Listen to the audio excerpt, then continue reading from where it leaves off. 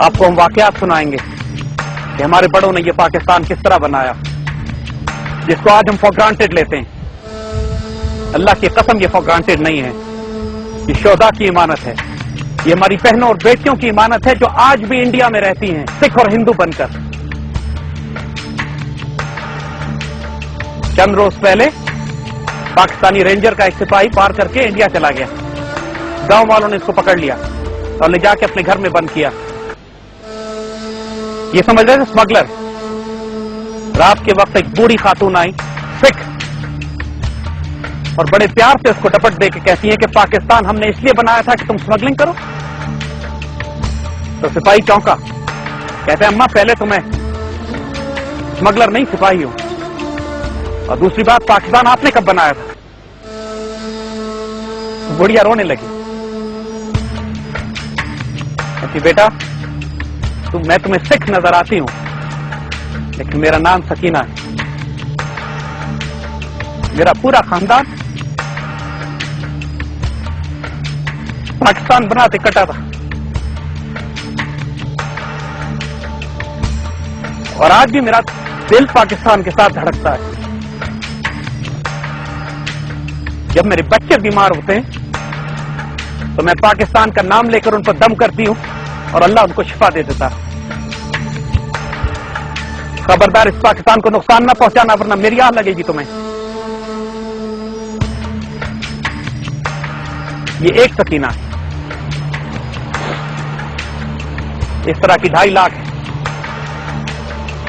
آج بھی زندہ ہے۔ انہوں نے اپنی قربانیاں، اپنی عزت، اپنی آبرو، اپنے خاندان لوٹائے تھے ایک عشق کی خاطر، ایک جنون کی خاطر۔ دیکھیے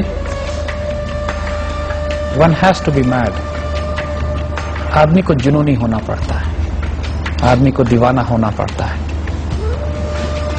جب عشق کی آگ اللہ تعالیٰ بھڑکا دیتا ہے وجود میں، عشق صرف لڑکی سے نہیں ہوتا ہے، رومانس صرف اس کا نام نہیں ہے۔ Absolutely not. اپنے آپ کو اللہ کی خاطر زیر آتش رکھنا، اپنے آپ کو تلواروں کے سائے میں رکھنا، اس سے زیادہ رومانٹک کانسیپٹ ہم تصور نہیں کر سکتے کوئی ہو سکتا ہے۔ حضور صلی اللہ علیہ وسلم نے جب فرمایا کہ جنت تلواروں کی چھاؤں میں ہے، کیا وہ رومانٹک کانسیپٹ نہیں ہے؟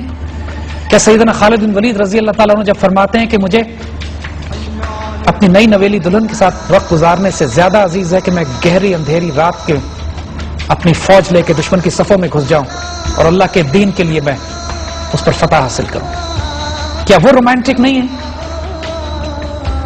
کیا یہ رومانس نہیں ہے کہ فاطمہ بنت عبداللہ 12 سال کی بچی پانی کی چھاگل لے کے بھاگ کے پھر رہی ہے کہ میں کسی طرح مجاہدین کو پانی پلا دوں اور پانی پلاتے ہوئے شہید ہو جائے، اور اقبال پھر کہے کہ فاطمہ تو آبرو امت مرحوم ہے، ذرہ ذرہ تیری مشت خاک کا معصوم ہے۔ کیا یہ رومانس نہیں ہے؟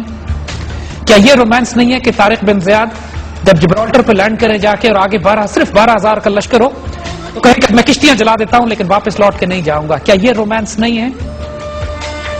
رومانس آئیڈیالوجی کے ساتھ جو ہوتا ہے نا، جب ایک رومانس ایک ویژن، ایک خواب، ایک ڈریم کے ساتھ ہوتا ہے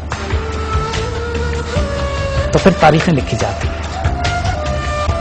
پھر انسانیت کو تیار کیا جاتا ہے، انسان سازی ہوتی ہے، قوم سازی ہوتی ہے۔ ہمارے تمام بڑوں جنہوں نے امتوں کے ہماری تاریخیں مرتب کی ہیں، دنیا کو ہدایت کے مینار بنا کر دی ہیں، وہ سب رومانٹک آئیڈیلز کے ساتھ رومانس کرتے تھے۔ اور جب یہ کیفیت ہوتی ہے تو اپنی ذاتی زندگی میں بہت بھاری قربانیاں دینی پڑتی ہیں، اپنے بیوی، اپنے بچے، اپنی جان، اپنی مال، اپنی عزت اور اپنے آبرو اسٹیک پہ رکھنی پڑتی ہے۔ یہ ممکن نہیں ہے کہ آپ ان آئیڈیلز کے ساتھ رومانس کریں اور کوئی قیمت نہ ادا کریں۔ دیکھیے علامہ اقبال کو، فیملی لائف کا بیڑا غرق، قائد اعظم، فیملی لائف تھی نہیں، بالکل تھی، لیکن کیا کر گئے ہمارے؟ آئیڈیل رول ماڈل تو صرف اللہ کے رسول صلی اللہ علیہ وسلم کا ہے کہ ہر چیز بیلنس کر سکے اپنے ساتھ، لیکن باہر کیا وہ نبی کیا مقابلہ، وہی آئیڈیل رول ماڈل، لیکن ہم سب کمزور ہیں، کہیں نہ کہیں بہت بھاری قربانی دینی پڑتی ہے، کہیں کیریئر کی، کہیں کاروبار کی، کہیں روپے کی، کہیں پیسے کی، کہیں خاندان کی، کہیں بیوی بچوں کی، مگر everything is worth it, I tell you, by God it's worth it.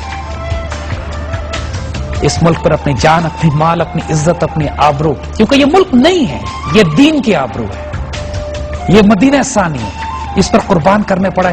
It's worth it. It's any time worth it. Alhamdulillah, I don't regret anything. In Definitely. And one shot. I'm honored. I'm blessed کہ اللہ تعالیٰ نے ہمیں جو زندگی دی ہے اب تک. ہم امید کرتے ہیں کہ انشاءاللہ. قدرت اللہ شاہب کا بڑا خوبصورت ہمیں یہاں پہ یاد آتا ہے کہ وہ جب بھی کسی کو دعا دیتے تھے یا دعا کے لیے درخواست کرتے تھے تو اس سے کہتے تھے کہ دعا کرو کہ اللہ حسن خاتمہ عطا کرے، کہ جو میرا سفر چل رہا ہے اس کا انجام عافیت کے ساتھ ہو جائے، کیونکہ جب تک انجام عافیت کے ساتھ نہ ہو شیطان بڑا ظالم ہے. انگریزی کی ایک بہت بڑی سیئنگ ہے، it's not about how you start, it's always about how you finish. اور دیکھیے ایوری بڈی، دنیا کے جو عظیم لوگ ہوتے ہیں نا، دے لیو اے گریٹ لائف، مگر جو عظیم ترین ہوتے ہیں نا، دے ڈائی اے گریٹ ڈیتھ. شیر کی ایک دن کی زندگی گیدڑ کی 100 سال کی زندگی سے زیادہ آتی ہے. کیا بات. اور حضور صلی اللہ علیہ وسلم نے جس چیز کی بار بار دعا فرمائی ہے، یا اللہ میں تیری راہ میں مارا جاؤں پھر زندہ کیا جاؤں، پھر مارا جاؤں پھر زندہ کیا جاؤں، پھر مارا جاؤں پھر زندہ کیا جاؤں. اس کا نشہ ایسا ہے یار، اس سے پوچھئے جو مارا جا چکا. اچھا، اللہ کی راہ میں مرنا صرف یہ نہیں ہے کہ آپ تلوار لے کے نکل جائیں، بلکہ اللہ کی راہ میں مرنا یہ بھی ہے کہ جب اللہ کے بندوں کی بات کریں، جب ان سے محبت کی بات کریں، جب ان کے حقوق. باہو نے بڑا خوبصورت اس کو ایکسپلین کیا تھا، مرن تو اگے مر گئے باہو، تد مقصد نو پایا ہو. کیا بات. کلمہ یار پڑھایا باہو، میں صدا سخاگن ہوئی ہو. کہ یار خواہشات کا ختم ہو جانا، دنیا سے اپنے آپ کو اتنا بے تعلق کر لینا کہ صرف اس میں آپ اس طرح رہیں جیسے بطخ پانی میں رہتی ہے، گزارا کرنا ہے لیکن گیلے نہیں ہونا. جب رومانٹک آئیڈیلزم کے ساتھ، جب آپ ایک مشن کے ساتھ، ایک ڈیوٹی کے ساتھ اپنے آپ کو فنا کر دیتے ہیں، یقین کیجئے فنا کے بغیر کچھ بھی نہیں. آتش میں نمرود میں عشق کودتا ہے، عقل میں بے حیرت ہوتی ہے لبے بہم. تو آتش نمرود میں کودنے سے پہلے عشق چاہیے، اور عشق اللہ کی عطا اور ہے. یہ جو جگہ جگہ کربلا لگی ہے اس میں شہادت تو ہے. یہ قدم قدم قیامت، یہ سواد کوئے جانا، جسے زندگی ہو پیاری وہ یہیں سے لوٹ جائے. قتل حسین اصل میں یہاں سر جائے گا پہلی منزل پہ، بالکل جائے گا، پہلی منزل پہ سر جاتا ہے. بالکل جائے گا. آج نہ نماز کام آئے گی، نہ روزہ کام آئے گا، نہ حج کام آئے گا، نہ زکات کام آئے گی اگر اس پاکستان سے خیانت کی تو. یہ پاکستان اللہ کے معجزوں میں سے ایک معجزہ، اللہ کے رازوں میں سے ایک راز، صالح علیہ السلام کی اوٹنی ہے.